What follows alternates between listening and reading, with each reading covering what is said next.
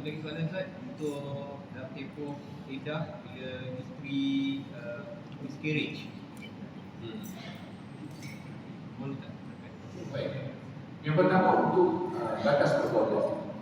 Jadi ada disebutkan secara sekitar tadi, isteri tidak boleh mendedahkan diri dia untuk dibina oleh mana-mana lelaki dalam tempoh iddah.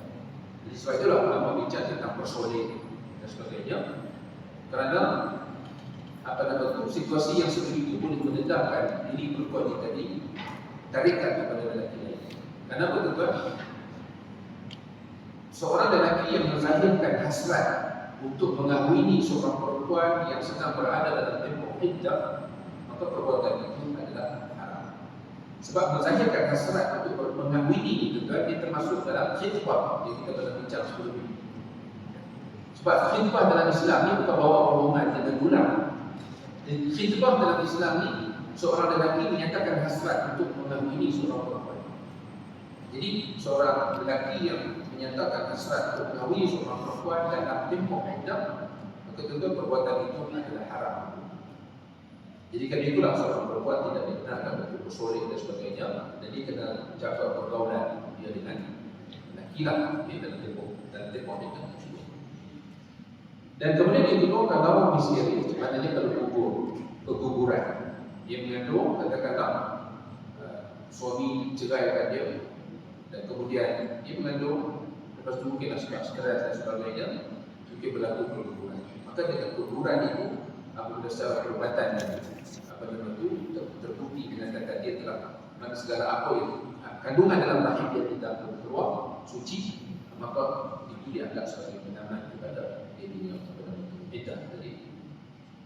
Okay. Tapi dalam konteks ini pengesahan daripada pegawai perubatan yang konsepnya adil lah, maksudnya yang profesional, maknanya dia boleh diterima dari segi pengesahannya. Maka apabila kandungan itu telah keluar, maka habis tempoh. Ini sama-sama tempoh. Contoh lagi saya, sudah tempoh iddah, suami isteri tinggal serumah, aurat je nak aurat. Okey, dari segi apa nama tu aurat, dia tidak sama dengan apa nama tu perempuan ajnabiyah kan. Maksudnya tadi dia masih boleh, tapi kalau kita tengok dalam berbahasa fuqaha, dia kata kena tidur bilik yang berasingan dan sebagainya. Bahkan kalau kita nak lihat intermazhab, rujuk boleh berlaku dengan semata-mata berlakunya persetubuhan. Contohnya dalam tempoh iddah talak raj'i, itu umur yang sama, tiba-tiba berlaku persetubuhan, maka persetubuhan itu otomatik dianggap sebagai rujuk. Tapi tidak dalam mazhab kita. Dalam mazhab kita, rujuk tetap perlu berlaku, maknanya suami melafazkan rujuk itu daripada isteri. So, jadi maksudnya dia tak sebutkan atas dasar ajaran dia tadi. Ada perbezaan iddah kematian dan cerai. Iddah kematian dengan cerai dari segi tempoh tadi itu, kalau kita tengok bezanya hanyalah untuk perempuan yang apa nama itu hamil, kita sebut dengan lahirkan anak. Tapi kalau dia tidak hamil, maka dia 4 bulan 10 hari. Jadi perceraian tadi itu dia tidak ada tempoh masa, kecuali untuk perempuan yang tidak ada haid saja 3 bulan. Jadi perbezaan-perbezaan tadi itu kita tengok situasi perempuan tadi lah. Jadi kita kata apa? Kalau iddah kematian suami dia ada 2 saja. Kalau perempuan mengandung, lahirkan anak. Kalau tak mengandung, 4 bulan 10 hari. Okay? Tapi kalau untuk bercerai kerana talak ni tengok keadaan. Kalau dia mengandung, lahirkan anak. Tapi kalau dia tak mengandung sewaktu diceraikan tadi itu, maka 3 kali suci bagi yang ada haid. Okay, bagi yang tidak ada haid, maka 3 bulan. Okay, jadi itu so, maknanya nak kata tak adalah perbezaan, ada. Sebab contohnya kalau dia katakan dia kematian suami, okay, dia masih ada haid, maka adakah 3 kali suci? Tak, dia kena 4 bulan 10 hari. Okay. Adakah dia tidak ada haid? Maknanya kalaulah kematian suami tetap 4 bulan 10 hari, tapi kalau dia diceraikan maka 3 bulan. So adalah perbezaan kita di kedua itu, tadi itu dia ada perbezaan. Okay, kalau kita tengok kenapa? Okey, untuk yang 4 bulan 10 hari tadi itu dia pergi kepada ihdan. Ini kita akan bincang nanti lah bila sampai ihdan dalam kematian suami ini. Ihdan ini maksudnya berkabung. Dan berkabung itu siapa yang tentukan? Allah tentukan. So, sami'na wa ata'na. Dia akan sampai 4 bulan 10 hari itu. Okay, tapi untuk yang 3 bulan yang tadi juga ada dalil yang kita sebutkan.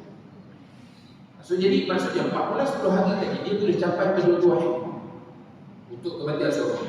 Hikmah berkabung, hikmah untuk pastikan rahim dia suci daripada kandungan bekas suami. Sebab untuk pastikan suci daripada kandungan bekas suami tadi kita kata apa? 3 kali suci kalau perempuan yang ada haid. 3 bulan kalau sekiranya dia tak ada haid. Jadi yang 4 bulan 10 hari.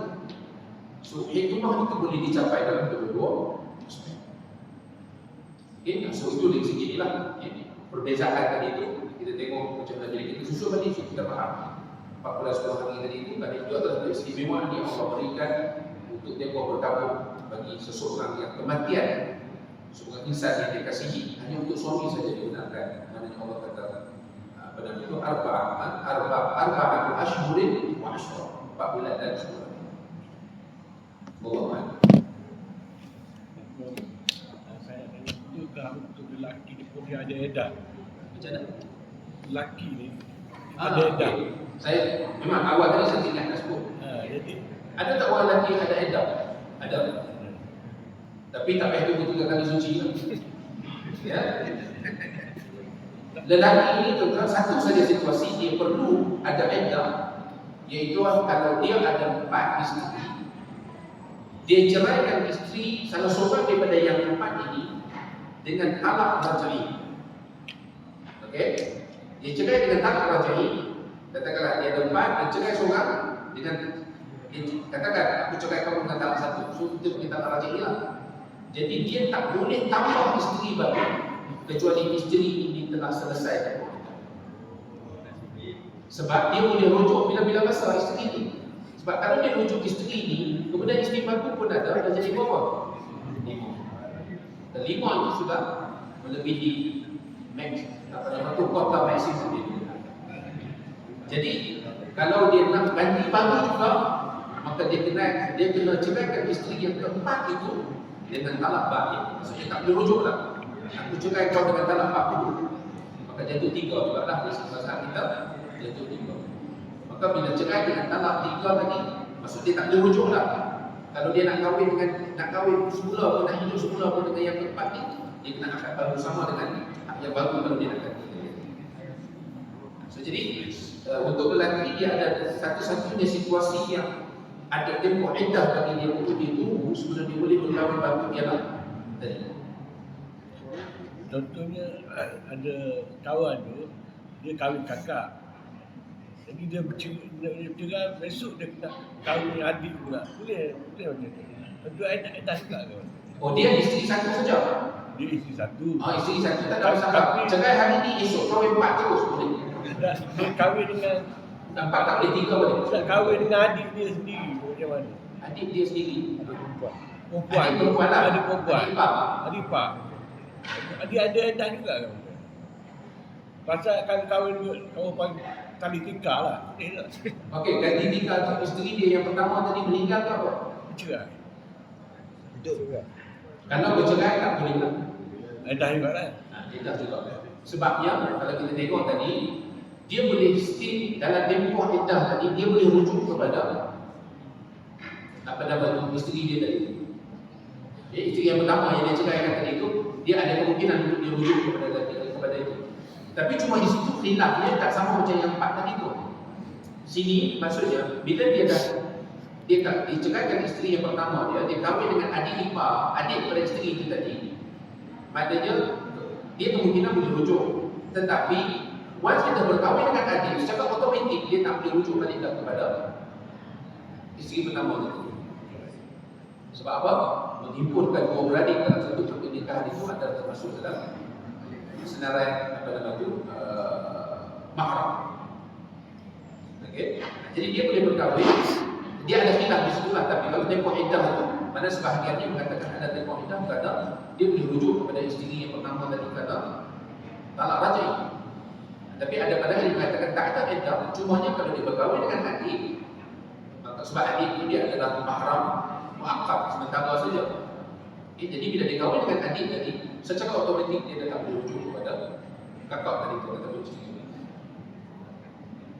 Itu dari segi lah. Dia tak sama dengan isteri empat tadi tu. Isteri empat tu memang dia dulu. Okay, seperti itu. Okay. Kalau tak ada soalan itu, tuan, itu saja perjumpaan kita pada pagi ini. Selamat berpuasa untuk semua. Semoga Allah kurniakan kepada kita kesehatan yang baik. Dalam kita berhubung Ramadan. Bismillah. Dia tidak berbeza. Kalau kita tengok, kenapa? Okey, untuk yang 14 hari tadi ini dia pilih kepada ihdah. Jadi kita akan bincang nantilah kita sampai ihdah kepada suami ini. Ihdah ini maksudnya berkabung. Dan berkabung itu siapa yang ditentukan? Allah itu. So, sami'na wa ata'na. Dia adalah siapa pula seperti ini. Tapi untuk yang 3 bulan kita juga ada dalil di tersebut. So, jadi maksudnya apabila sebuah hari dia mencapai kebutuhan untuk kebahagiaan suami, hikmah berkabung, hikmah untuk pastikan rahim dia suci daripada kandungan bekas suami. Sebab untuk pastikan suci daripada kandungan bekas suami tadi kita kena tahu 3 kali suci dia berapa ada air 3 bulan kalau sekali dia tak ada air. Jadi yang 5 dan 10 so, hikmah itu boleh dicapai dengan kedua. Okay, so itu dari segi ni lah. Perbezaan tadi itu kita tengok macam mana dia susu tadi itu kita faham. 14 hari tadi itu kan itu adalah keistimewaan yang Allah berikan untuk tempoh pertama bagi seseorang yang kematian seorang insan yang dia kasihi hanya untuk suami saja digunakan. Namanya Allah kata pada itu arba ashhurin wa ashhur. Jadi kita katakan kalau kita kematian suami jadi dua saja. Kalau perempuan mengandung, lahirkan anak, kalau tak mengandung, baru dah suami. Okay? Tapi kalau untuk bercerai kerana talak ini tengok keadaan. Kalau dia mengandung, lahirkan anak. Tapi kalau dia tak mengandung, suatu diceraikan dari itu, maka dia dari suci bagi yang ada air. Okay? Bagi yang tidak ada air, maka 3 bulan. Okay? Jadi soalnya adalah perbezaan agama. Sebab contoh yang ada dia katakan dia yang menjadi suami, okay? Dia masih ada air. Maka ada tak 3 kali suci tak di dalam 4 bulan? Adakah dia tidak ada air? Maknanya kalau kematian suami tetap pada suami.